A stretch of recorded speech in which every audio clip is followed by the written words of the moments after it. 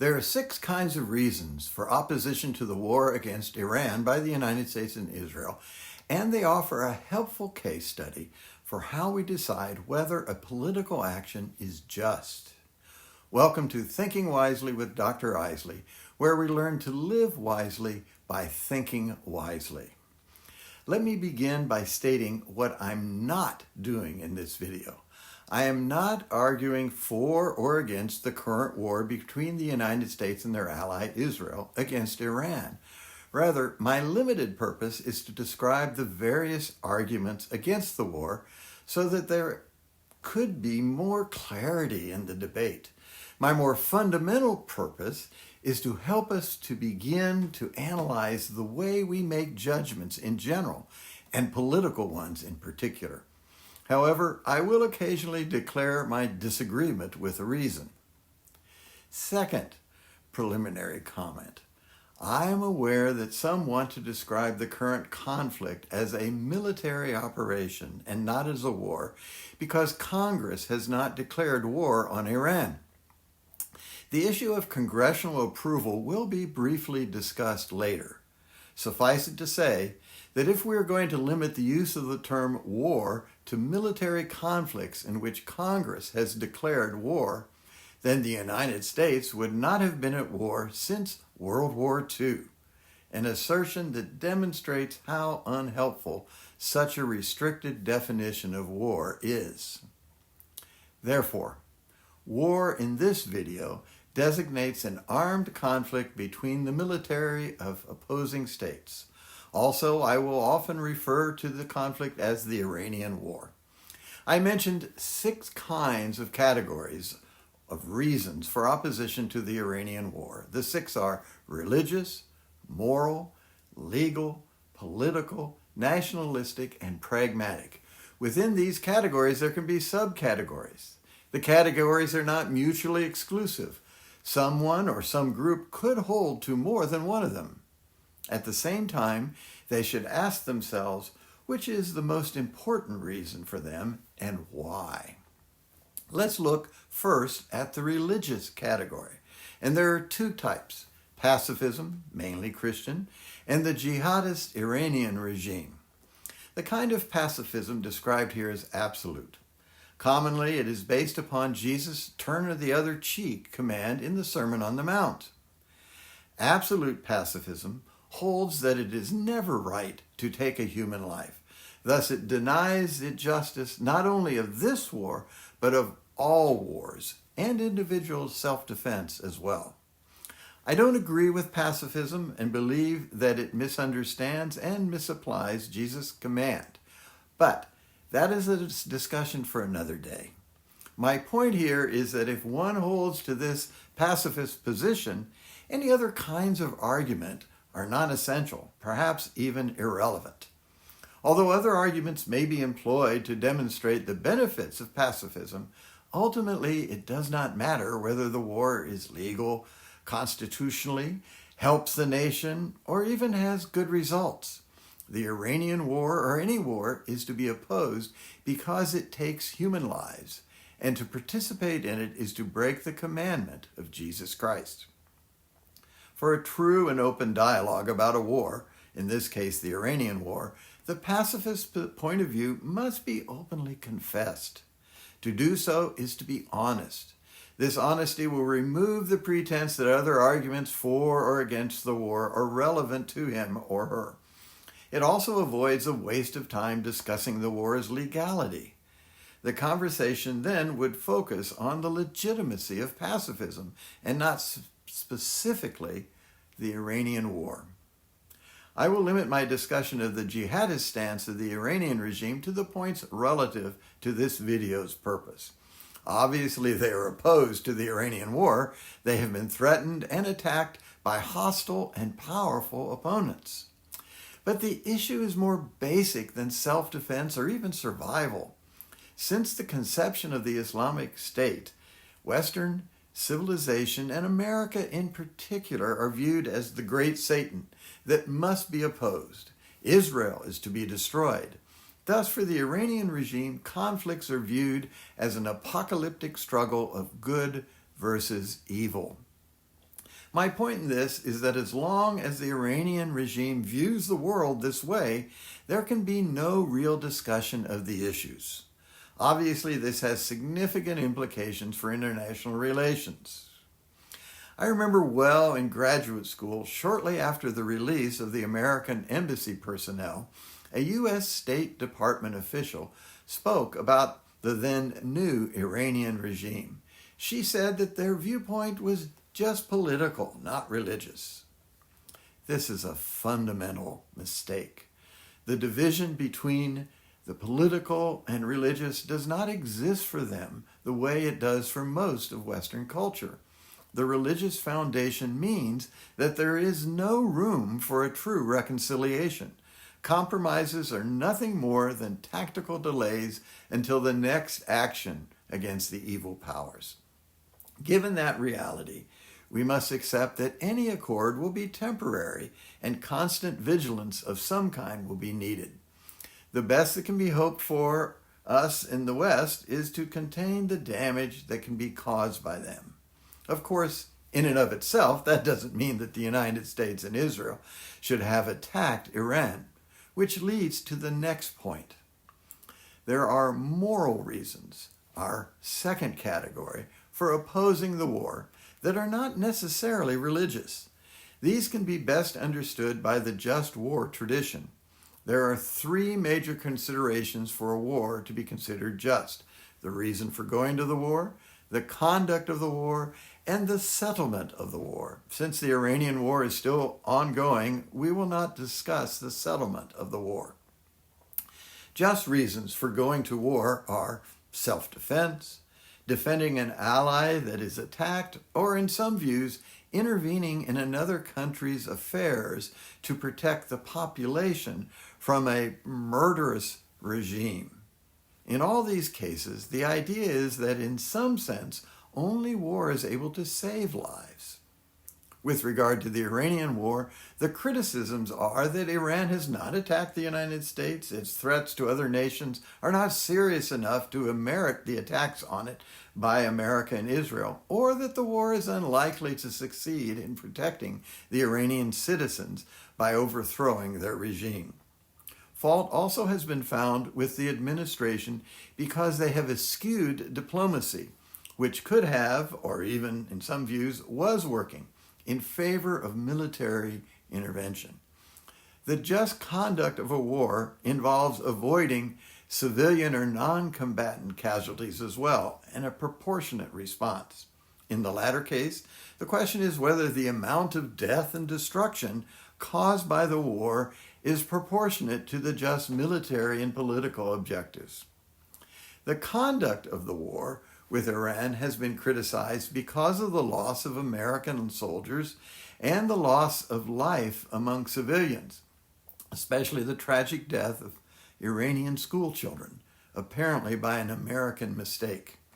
Sometimes forgotten in the debates over those deaths is that according to just war theory, the nation that builds military institutions close to civilian ones is considered responsible for the deaths of the civilians. The American government has countered these arguments by claiming that its cause is just and that the losses are inevitable and regrettable, but limited and acceptable. The interesting point here is that these issues become involved with America's domestic political divisions. Each side of the debate presents vastly different pictures of the war or demonstrates deep distrust of the accounts of the opposing side. This point will be discussed when we get to the political reasons. The same goes for the fourth category of criticisms, the legal. Here the criticism is that the administration did not get congressional approval for the war on Iran as required by the Constitution, nor follow the procedures required by the War Powers Act. This criticism is true if one holds to a broad application of these legal provisions, especially the disputed interpretations of the War Powers Act. More to the point, once again, the political category has entered into the discussion. Since World War II, several Republican and Democratic presidents have initiated military actions without congressional approval, up to and including President Obama. What is interesting is that this issue is brought up by mainly the opposing party. This includes several Democrats who approved of President Obama's actions in Libya, but have criticized President Trump's actions. Many Republicans who support the president now criticized President Obama before. In addition, many Republicans who have spoken out against foreign interventions by the United States in other countries currently support President Trump's actions in Iran. These inconsistencies should cause us to examine whether our own political party biases are clouding our judgment. This directly relates to the fifth category of criticisms of the war in Iran, the political. I've just pointed out how partisan politics has resulted in blatantly inconsistent positions on the legality of the war. I will merely add that this inconsistency and the heated statements concerning the morality and legality of the war have reached levels of acrimony that make it not only difficult to decide what is the truth of the matter, but also to question our politicians and media's integrity. One subtype of political category is the ideological, which brings different issues to the forefront. One of the oddities of the current differences over the Iranian war is that there are groups supporting the Iranian regime even though they would be fundamentally opposed to that regime's practices. At times, their support seems to be not merely that Iran should not have been attacked. Often, they give the appearance of having a positive view of the Iranian regime. A basic reason for this oddity is their ideological opposition to the war is not the legal or even just war category of the moral. Rather, they view all political and cultural issues from the perspective of the West as oppressor and everyone else as oppressed.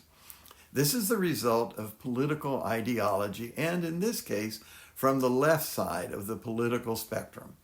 This current of leftist political thought views Western civilization as fundamentally evil and oppressive of other nations, cultures, and peoples. Therefore, many opposing the war from this perspective view the Iranian regime in a positive light because it is a victim of Western oppression. Iran is thus on the virtuous side of the vice and virtue continuum. What can we learn from this strange and seemingly contradictory position? If we find ourselves supporting a regime, except on a just war or legal grounds, whose policies we would find abhorrent and contradictory to the policies we believe in, we should examine our thought process. Some leftist protesters look like they need to do some self-examination. Before moving on to the next kind of criticism of the Iranian war, I'll make a statement that will probably upset both political sides. Even when I support some of President Trump's policies, I have to overcome, I confess, my strong dislike for his public persona. His remarks are often careless and inexact. His use of personal attacks and increasingly of crude language is divisive and not helpful, even in promoting his own programs. The result is that some simply reject his policies because they are his. And yes, for my conservative friends, the left's leaders behave the same, but the president should set a higher standard. Let's look now at the nationalist criticisms, our fifth category.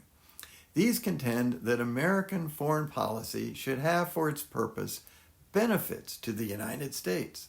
This criticism can take several forms. For example, although one may regret what Iran's government does to its citizens, it does not benefit us to intervene. The nationalist criticism can take another form in which it is argued that the internal affairs of another country are not legitimately our affair. Thus, we wish the Iranian people well, but will do nothing to help them overthrow or reform their government. Once again, we see politicians doing backward somersaults to follow the party line. This time, it's mainly on the right. Politicians who generally advocated a non-interventionist foreign policy support the Iranian war because they're Republicans.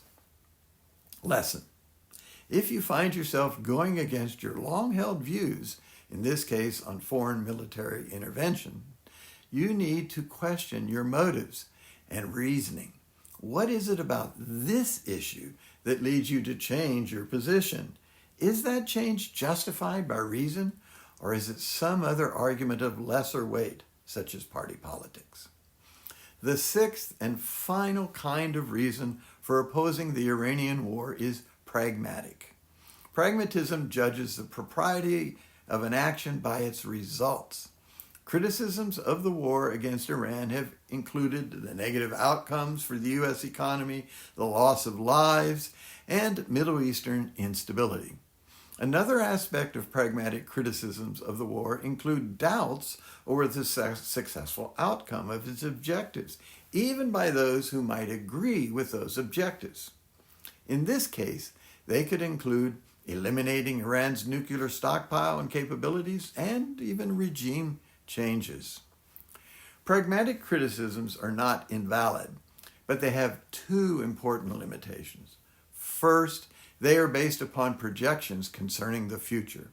We can never be sure about the future. One should also ask whether the opposition to an action or policy is truly based upon pragmatic concerns, or are these just used to bolster the real and more fundamental objection? Honest discussion needs an honest admission of one's priorities here. The second limitation is that pragmatic criticisms should never have the final word. Justice is not primarily concerned with results. At times, an issue is so important that action must be taken even though the likelihood of success is doubtful. Let me sum up. The Iranian war is clearly and justifiably controversial on several fronts. However, if we are going to discuss it intelligently, we need to step back and analyze our own arguments reasonably and dispassionately for or against the war and why we hold them. One action that really should be done is to get out of our particular media silo. Those against the war should tune in to Fox News, and those for the war might check out CNN. And not just for sound bites, but the actual discussion. For the really bold, it would be good to talk face-to-face with someone with whom we disagree. In addition, the process of true and effective self-analysis is not easy. There are philosophical and theological issues that need to be explored. History and constitutional matters should be carefully considered. Let us avoid snap decisions and resist the seemingly irresistible and insatiable desire to comment immediately via social media. Once again, the 6 categories of reasons are the religious, moral, legal, national, political, and pragmatic. The complexity of political issues necessitates examining these 6 categories carefully. The importance of political issues merits such a serious consideration. Finally, and regrettably, I am forced to admit that in my lifetime, I have never seen such an abysmal lack of capable, upright, and patriotic leadership among our politicians and in the media as well. A thorough reworking of the education of our leadership is necessary. For those of us who love our nation, we need to pray for a change. As always, comments are welcome. If you want to receive automatically videos from Thinking Wisely with Dr. Isley, please click on the subscribe button. Thank you for listening.